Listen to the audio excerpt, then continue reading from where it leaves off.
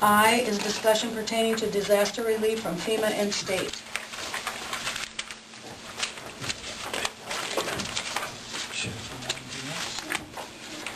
Last week, I was invited, along with every other community in the disaster, the declaration area by the President, to attend a meeting down in Carroll that was being hosted partially by the Iowa Homeland Security and Emergency Management Agency and FEMA.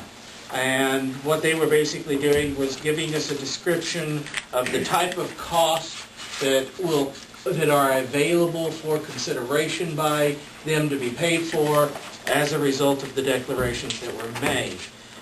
Just to kind of give you a little bit of detail on the declarations themselves, the President has signed a declaration declaring December 23rd through December 27th of 2009 as a severe winter storm and snowstorm period. He has also signed a declaration making January 19th through January 26th of 2010, recognizing it as a severe winter storm. One of the areas of most interest to people is the state of the trees and limbs. This is what I took out of, and I'm just going to go through that and everything else that I took out of the FEMA discussion as far as costs that may be coverable up to 85% of cost. The way that breaks down is that the federal government would cover 75% of the cost for most of these items, and the state government would provide funding, matching funding, for 10% of these items. So the local municipalities will have to make up 15% of the cost of these items. The first one is the generator that was purchased. We spent a little less than $8,000 on the generator. Based upon the terms and descriptions they provided to me, it sounds like the generator will qualify as a cost that they will cover at 85%. Our overtime costs that are a result of that particular narrow period of time.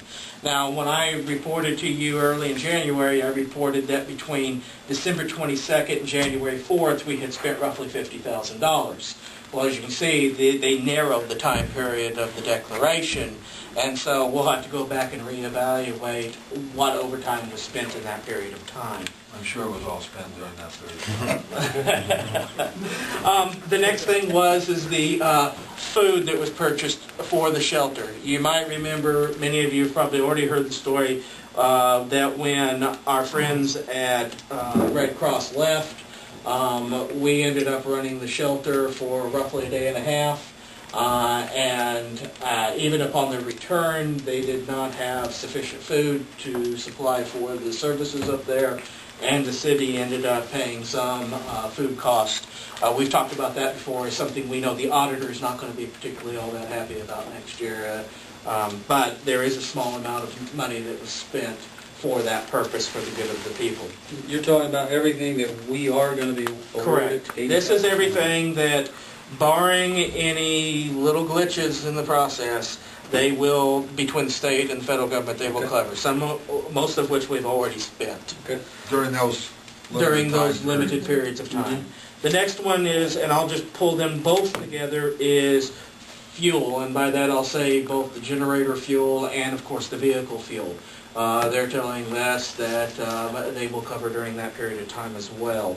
The next is there was a damaged police radio in the process. Now, I don't have all the details of that yet, but it sounds like what I've heard so far that will be covered as a replacement item cost.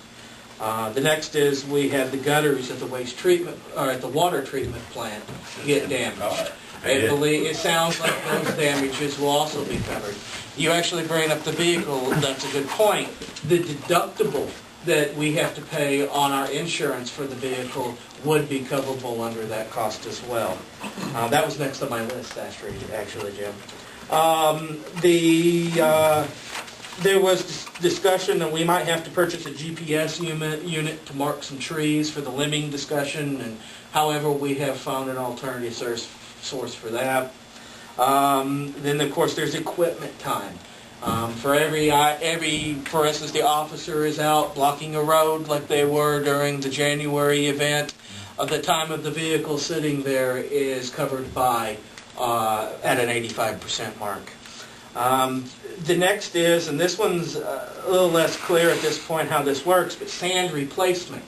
Not the cost of the sand that you used, but for instance, if you've got 500 cubic yards of sand sitting there, they will pay to replace the sand you spent during that period of time. Twice as much as we normally do, don't we? We used more sand. Bob might be able. Bob's back there somewhere, isn't he? Oh, Bob. We used more sand this. When's the last time we used this much sand, Bob?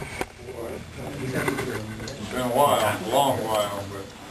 So we're expecting, excuse me for interrupting you, but we're expecting two entities, the state and federal government, to come in and pick up 85% of that. So you're saying we're expecting two entities that are broke to come in and help us out? They have specific funds set aside for this purpose. The next one is, and it's not clear right now, but there may be some damage to the roof at the library. The inspectors from ICAP will be coming back to review that once the ice is all gone. They would cover any deductible associated with that as well. And then last but not least, I saved the trees for the final item. What we're being told from FEMA right now is, and I'm sorry, FEMA and the state at this point, is that trees in public locations will be covered. And by that I'll identify, there's two segments here. The first one is your trees in city-owned property, your cemetery, your parks, those type of locations. The second is areas in the city right-of-way. And this is something a little bit more for us to discuss, is that those trees in the right-of-way, according to our city ordinance, the care and maintenance of those have been the responsibility of the property owners. However, in this unique circumstance, considering the weather, it's something the council could consider that in this circumstance they could contract out to do all of it, and it would be paid for at 85% by FEMA. Now let me talk about what would be covered in that. Hangers is one of the things they identified that will be covered in that. These guys could probably give you the presentation a whole lot better than I can. You're doing good. 85% of the cost of hangers in the trees in either the right-of-way or the public areas will be paid for. What I mean by that is you can either yourself or hire somebody to come in and remove those hangers from inside of the trees or hanging off of the trees. In the right-of-way. In the right-of-way or in the cemetery or in the parks area, those type of common locations. The other thing is, so what we could look at doing, and there was a recommendation FEMA had. FEMA recommended we bid out removal of all the hangers as one bid item. And I do have some bid packet I've been working on. I'm just finalizing one or two issues on it and would present it to you at the next council meeting. The only thing they told me is they said they recommended that we cut the cemetery out and bid it separately. And the reason why they said that is because in the case of the cemetery, you usually end up with there's a much more precision-based attempt made to remove the trees without damaging any of the headstones on the ground. And as a result, you end up paying more to typically have those hangers removed. The other thing that they will pay for, and I don't think most of the companies that do this type of service actually provide the service as well, but that's curbside pickup. You usually don't see that in the same type of contract, though, do you? No. Yeah. Usually there's a separate contracting that you go out then that would be for the curbside pickup, because curbside pickup, of course, is inside of the right-of-way location.